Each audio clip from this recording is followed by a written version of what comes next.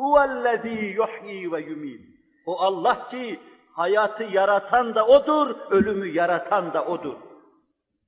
Bir kısım kanun ve mekanizma onunla alakasını kestiği zaman sönüyor demek değildir bunun manası. İşin biraz sarf babında inceliğine vakıf olan bilir ki ihya ve imate daha ziyade hayatı nefretme verme manasınadır. Hayat nasıl bir varlıktır? Ölüm de öyle bir varlıktır.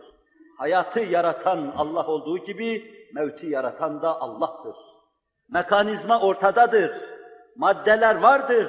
Hatta ölen insanın bütün vücudunda hayatta bulunması gereken bir insan için gerekli her şey vardır fakat insan ölmüştür. İşte bu ölümü yaratan Allah'tır.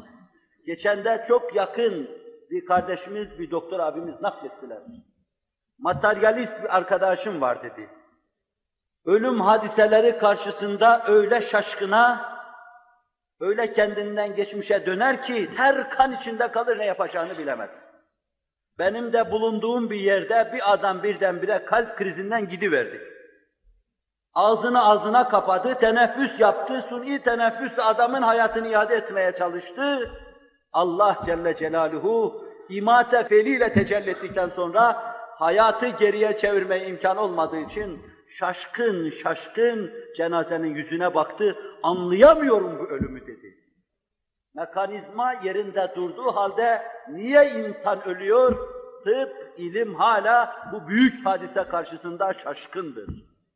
Bir de bu mekanizmanın hayat kazanma meselesi vardır.